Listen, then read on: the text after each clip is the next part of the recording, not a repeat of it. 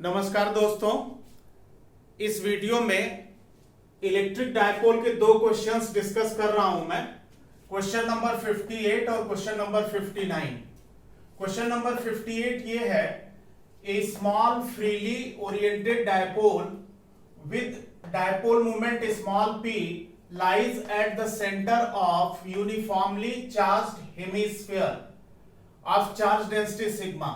ये हेमिस्फीयर है, इसकी चार्ज डेंसिटी सिग्मा है, इसके सेंटर पे ये वर्टिकली डायपोल ऐसे रखा हुआ है, प्लस क्यू और माइनस क्यू, एंड रेडियस इसका जो है, डिस्क का जो रेडियस, हेमिस्फीयर का जो रेडियस है वो कैपिटल आर है।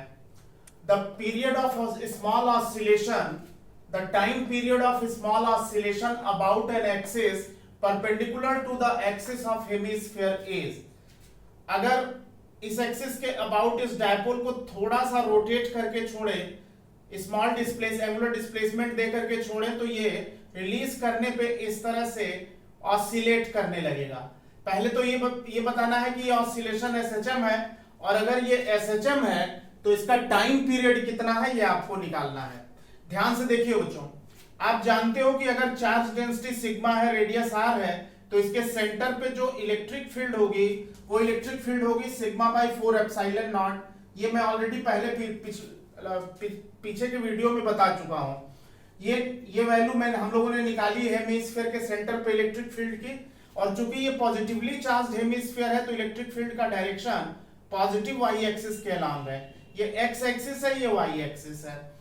अब जब इस डायपोल को हम स्लाइट एंगुलर डिस्प्लेसमेंट थीटा देके छोड़ रहे हैं, तो इस पर जो रिस्टोरिंग टॉर्क लगेगा वो डिस्प्लेसमेंट के अगेंस्ट लगेगा। ये रिस्टोरिंग टॉर्क होगा minus P E sine theta.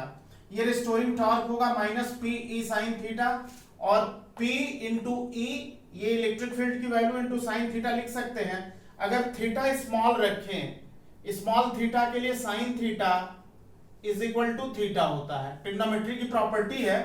तो tau equals to minus P sigma upon 4 epsilon naught into theta, और टॉर्क का फार्मूला आई अल्फा आपको मालूम है, जहां I moment of inertia, alpha angular acceleration है।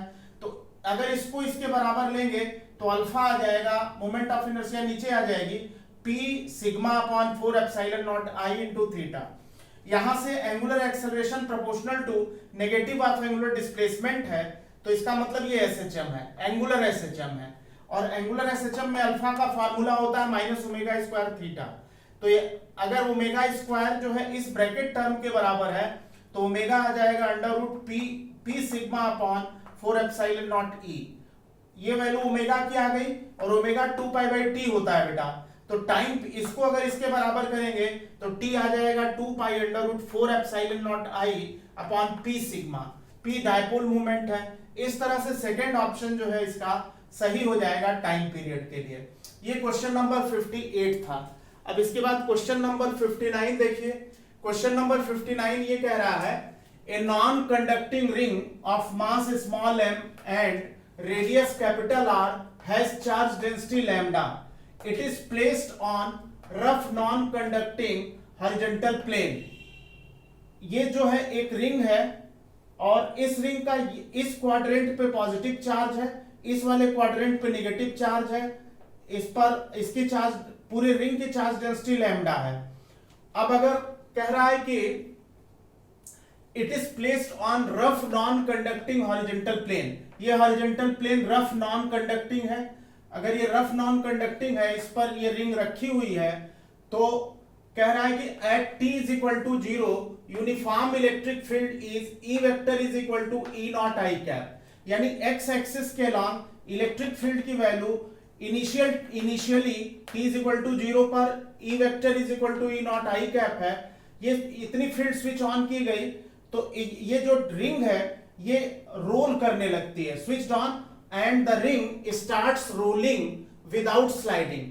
जब ये इलेक्ट्रिक फील्ड स्विच ऑन की जाती है तो ये रिंग रोल करने लगती है, आगे की तरफ रोल करने लगती है इस तरह से।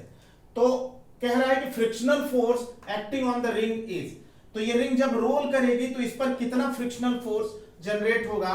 4 ऑप्शंस दिए हुए हैं, इन चारों में से कौन सा सही है? देखिए बेटा, एक स्मॉल एलिमेंट यहां ले लिया जिसका चार्ज dq है, लेंथ dl है, और इसी के जस्ट अपोजिट एक negative opposite element same charge same length का ले लिया। ये एंगल d थीटा है, ये एंगल थीटा है। अगर ये d थीटा है और रेडियस r है रिंग का, तो angle is equal to r upon radius आप जानते हो, तो d theta dl upon r आ जाएगा, और dl बराबर r d थीटा आ जाएगा। अब अगर हम यहां पे देखें, ये एंगल थीटा लें और यहां से एक परपेंडिकुलर डाल दें और ये y मान लें, और ये कैपिटल R है, ये थीटा है, तो साइन थीटा होगा perpendicular upon hypotenuse, sine theta होगा y बाई r, यानी y निकालना चाहेंगे तो r साइन थीटा के बराबर होगा। अब यहां से देखिए लैम्डा dq बाई dl है, तो dq हो जाएगा लैम्डा dl, dl की वैल्यू r d थीटा यहां सब्स्टिट्यूट कर दिया, तो लैम्डा r d थीटा हो गया, तो dq हो गया लैम्डा r d थीटा, तो df जो हो जाएगा, यानी इस एलिमेंट पर लगने वाला, ये पॉजिटिव एलिमेंट है, इस पर लगने वाला फोर्स इस फील्ड के डायरेक्शन में df होगा, और ये जो एलिमेंट है नेगेटिव, इस पर फील्ड के अपोजिट फोर्स df इधर लगेगा, यानी एलिमेंट्री फोर्स जो होगा df is equal to dq into E naught होगा। अब इस पर्टिकुलर केस में dq की वैल्यू लैम्डा r d थीटा यहां सब्स्टिट्यूट कर दिया इंटू ई नॉट, तो अब ये एलिमेंट्री फोर्स जब लग रहा है अगर रिंग पे, तो ये वाला जो फोर्स है वो रिंग को क्लॉकवाइज टॉर्क प्रोड्यूस करेगा, ये वाला भी क्लॉकवाइज टॉर्क जनरेट करेगा।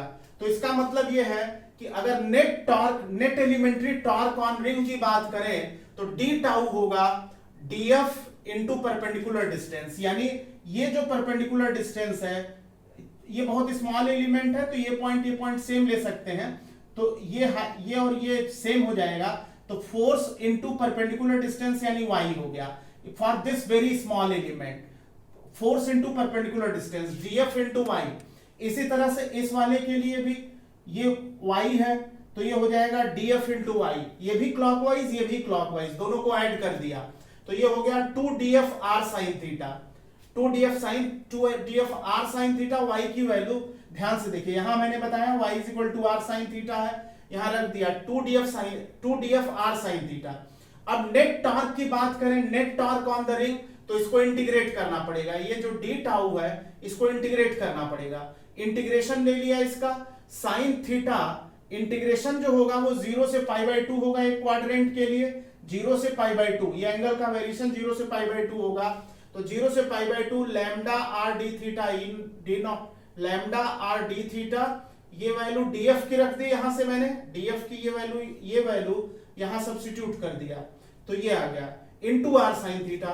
अब इसमें से इंटीग्रेशन के बाहर आ गया 2 lambda r square E naught integration 0 to pi by 2 sin theta d theta, sin theta d theta अगर इसका हम इंटीग्रेशन करें तो माइनस कॉस थीटा होगा, लिमिट 0 टू पाई बाई 2, तो minus cos pi by 2 plus cos 0 हो जाएगा, तो प्लस कॉस 0 की वैल्यू 1 और कॉस 90 की वैल्यू 0, तो ये वैल्यू जो है 2 lambda r square E naught आ जाएगा, ये इतना नेट टॉर्क जो है रिंग पे लगेगा। अब अगर हम टॉर्क इक्वेशन बनाए रोलिंग के लिए, तो टॉर्क इक्वेशन हो जाएगा, ये जो टॉर्क है ये क्लॉकवाइज टॉर्क है, ये टॉर्क क्लॉकवाइज है, और जो फ्रिक्शनल फोर्स लग रहा है इस पॉइंट पे, रिंग जब रोल करेगी इस पॉइंट ऑफ कांटेक्ट पे फ्रिक्शनल फोर्स इधर लगेगा, तो क्योंकि पॉइंट ऑफ कांटेक्ट की टेंडेंसी जो मूविंग टेंडेंसी लेफ्टवर्ड होगी, फ्रिक्शनल फोर्स इसके अगेंस्ट इधर होगा, तो ये जो रोलिंग फ्रिक्शन है F इधर लगेगा, ये रिंग को एंटी क्लॉकवाइज रोटेट करना चाहेगा, तो इसका जो टॉर्क होगा F, यानी यहां पे फोर्स लग रहा है F into perpendicular distance capital R, F into R, ये एंटी क्लॉकवाइज होगा तो सब्ट्रैक्ट कर देंगे, नेट टॉर्क जब लेंगे तो सब्ट्रैक्ट कर देंगे। अब ये नेट टॉर्क जो है आई अल्फा के बराबर होता है। नेट टॉर्क की बात करें, अगर रिंग पे नेट टॉर्क की बात करें तो नेट टॉर्क टाउ डैश जो है आई अल्फा के बराबर होगा, ये टाउ डैश है आई अल्फा के बराबर। आई जो है रिंग की मोमेंट ऑफ इनर्शिया है, रिंग की moment of inertia mr square alpha है। तो अब इसको सॉल्व कर लिया तो आर आर और आर कैंसिल हो गया, तो ये 2 लैम्डा आर ई नॉट हो गया minus F is equal to, यहां ध्यान से देखो बच्चों, F is equal to M A आप जानते हो, F is equal to M A और M is equal to R alpha rotational motion का फार्मूला है। तो एम आर अल्फा को स्मॉल एफ ले सकते हैं। तो ये वैल्यू हमने जो है एम आर अल्फा की एफ के बराबर ले ली, इसको राइट वर्ड ट्रांसफर कर दिया तो ये 2f हो गया, यानी 2f बराबर हो गया 2 लैम्डा आर ई नॉट। 2 से 2 कैंसिल हो गया तो f की वैल्यू आ गई लैम्डा आर ई नॉट। इस तरह से थर्ड ऑप्शन इसका सही हो गया, और इसको आप ध्यान से देख लीजिए। थैंक यू बच्चों।